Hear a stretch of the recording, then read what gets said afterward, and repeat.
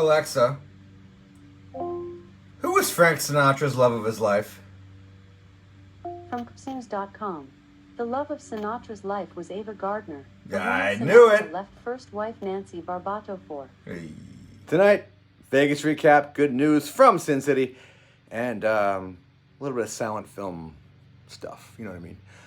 Today on Cinema Unites the World. Hi. Hey, what's going on? Jordan Rockwell here, back from Las Vegas. Had a great time. We had a lot of stories to tell. I mean, they're all G-rated. Go figure. You know. Yeah. But anyway, where to begin? We'll start with Journalism 101. We won Best Comedy Short, and I gave a speech. I'll have a video of my speech once I get a hold of it next time. But here is me on the red carpet. What's going on? Yeah, I was growing up. I used to look at like Us Weekly and like People before they were, you know, supermarket tabloids. And I used to love, wait, is that, yeah, there we go. Yeah, see, timeout. Blue screen behind me. That's how I do that. And if I have blue and we're wearing any kind of blue, it'll block out blah, blah, blah, blah. So I had to cover that up because see this? Squirrel! Yeah. Also timeout. It's time for another viewing of Up. My favorite film of all time. Yeah, this is one of my favorite shirts ever, and you can see the blue is kind of weird looking with the blue screen behind me. But what are you gonna do? Whoop, there we go. It's time for another screening of Up. If you haven't seen Up, if you're afraid to watch it, what's on the other side of fear? Yeah. Defeating the dragons in front of you. We all got dragons following us around. Anyway, back to Vegas. Vegas is wonderful. Again, we won Best Comedy Short. It was a great honor. Peter and John have been a great supporter of mine over the past year or so. And onward, upward we go. Got to meet some other great folks. Saw some great short films. But to begin, one of my favorite spots in Vegas is the Mob Museum. And if you haven't been there, next time you're in Vegas, make sure you go. Here's some photos, videos you can see of the museum itself. It's a museum of law enforcement and organized crime in America, and how, you know, immigrants from Italy came over, and along with them were some bad elements disgracing the Italian community. And I wanted to make a movie about this fellow right here. I saw this display at the Mob Museum, and you know, oh look, there's a book based on it. It's a big hit. Oh look, Leonardo DiCaprio got the rights. Oops. Okay, so I guess that's me. Maybe we'll get it made, maybe he won't. But you know, if I were gonna make this picture, I would start with his murder, and then go back, show his life, fighting the Black Hand on behalf of his community, and then to the funeral. That's just my opinion. But anyway, Mob Museum, fantastic place. And here is a little speech I gave to all of you on this. Hey, Jordan Rockwell here. What up? Cheers.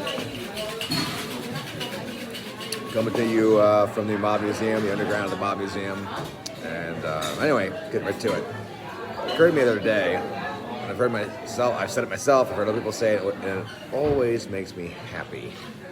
And in this case, I'm a fan of my baseball team, in this case the Orioles. But I'm a bigger fan of baseball.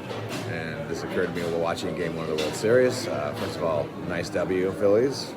Gallant effort. The Astros win extra innings. Free baseball is always a good time.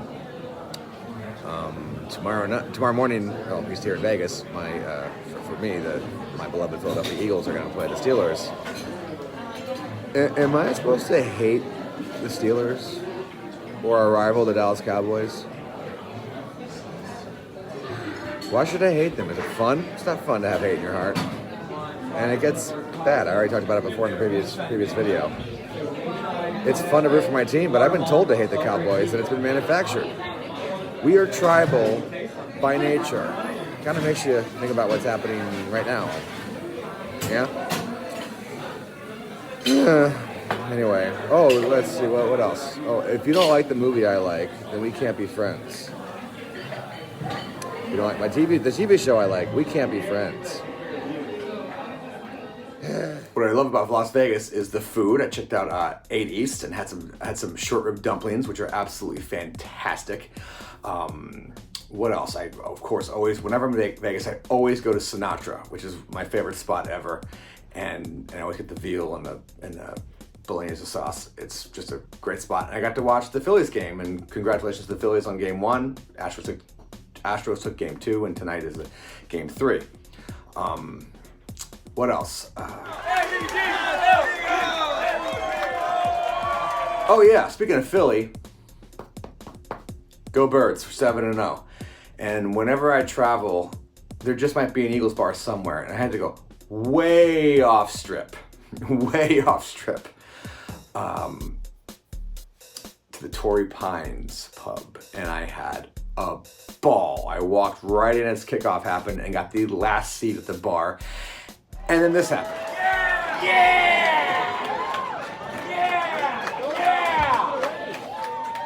Good morning. Eagles fly on the road to victory. Fly, Eagles fly. Score touchdown, 1, 2, 1, 2, 3. Hit 'em low, hit 'em high, and watch our Eagles fly. Fly, Eagles fly on the road to victory. E-A-G-L-E-S, Eagles! Woo! E-A-G-L-E-S, Eagles!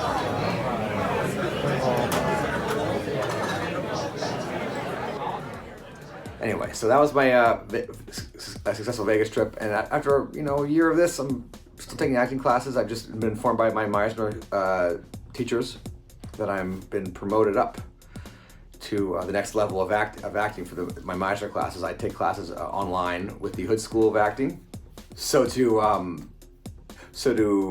Keith and Joseph and Diana, Jessica, Kellen, everybody at the Hood School. Thank you so much. You have demystified the acting process to me. Now it's approachable. And again, with your guidance, I'm always going to be a white belt. Have the white belt mentality. Always be learning. For example, what I learned at Hood was so inspirational. Al Pacino still takes acting classes. And he's Al Pacino. He's a legend. He can do whatever he wants. No, he loves the craft. Meryl Streep, the GOAT, Meryl Streep, has an acting coach. You might think, Meryl Streep, guys, in life, humility, gratitude. We are going through hell right now, many of us more than others, and this is nothing. We're all terrified of, you tell me, whatever your narrative may be. Humility, gratitude. At the awards ceremony for the Silver State, I walk up and this very sweet couple saw Journalism 101 and said, "You carried it." Now, thank you. And my response is, I carried it with my supporting cast. I'm just the lead actor. I did not make this movie. I didn't write it, didn't direct it, I just acted in it. Not, okay, but everybody I worked with, Hannah, Ryan, Andre, everybody that I worked with on Journalism 101 made me better. So it's not my victory. First of all, it's not my victory. I didn't make the movie. But this certificate goes to Mike and Lee. But, us actors get a bad rep, well deserved, for being narcissistic and egotistical, and that is the road to ruin. And no way. Anyway, so yes, it was a fabulous time. And I can't wait for you all to see it. We're just wrapping up the festival stuff by the end of the year, and onward we go. I am filming a new role on a short film. I won't say anything else except that I get to play a bad guy again. I love playing the bad guy because when you play the villain, you are forced to empathize with your character because you cannot judge the character. judging the character gets in the way. Anthony Hopkins is not going to be judging Hannibal Lecter. He's understanding the human being, because at the end of the day, that monster is a human being. I always find it fascinating. People like that. He's actually, Hannibal Lecter isn't evil. He just does what he thinks. Oh, yeah, no. He's evil. But, I mean, Lucifer, you ever read Milton? Lucifer is very human. Lucifer has envy and pride. Do any of you have envy and pride? I know I do. Not good, but it is what it is. And relatable. So, but thank you for the compliments. I gotta get better. I told somebody, it's hard to take compliments sometimes because we don't feel like we deserve them. Imposter syndrome. I've told the story about how when I went to the Burbank Film Festival with a script of mine a year ago, and I walk in and I felt imposter syndrome. Like I had to go through security. Like I had to check my badge and everything. Like, all right, go ahead. And I'm like, what am I doing here? And a very sweet lady came up to me and says, "Hi, you look a little uncomfortable. Is everything okay?" I'm like, "Yeah, I'm a little nervous."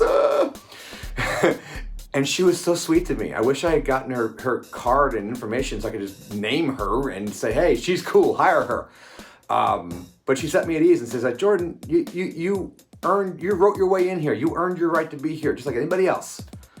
So imposter syndrome is a bizarre phenomenon, and humility, gratitude, you can get around it. So, yeah. What else is going on? Yeah, finally,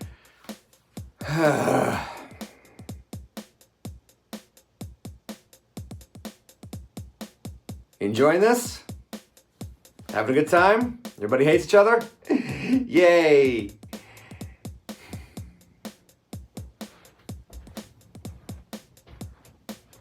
I didn't talk much about movies. Okay, now I will. Back to the Mod Museum.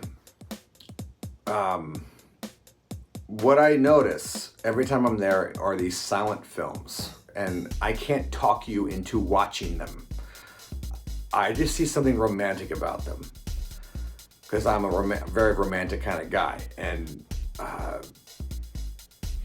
maybe it's just it's the cinema in its infancy, like it's cinema in the very beginning. I'm reminded of one of the best Star Trek films is Star Trek First Contact, and well, spoiler alert, they travel back in time to stop the Borg, and back to 2061 when we first invented warp drive and the Vulcans see us, blah, blah, blah, blah.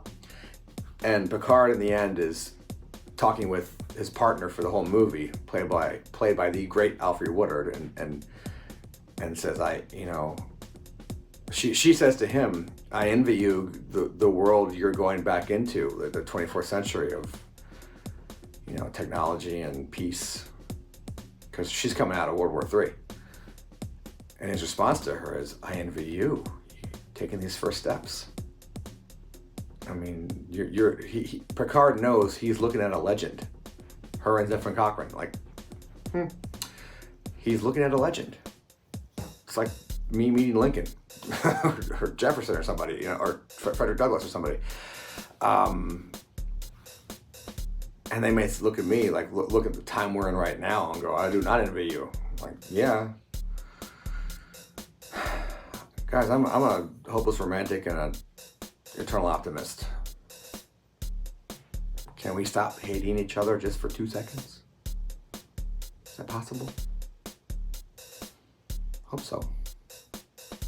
But anyway, didn't talk about movies that much, but check out The Silence. I'll say that much.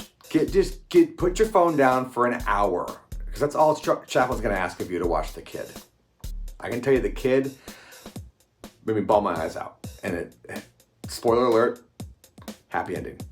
But opening scene, woman has a baby out of wedlock, has no choice, drop the baby off in an orphanage and run away. And then a minute later, she realizes, "Oh no, what have I done? Baby's gone." Then things happen. The Kid by Charlie Chaplin. Check it out.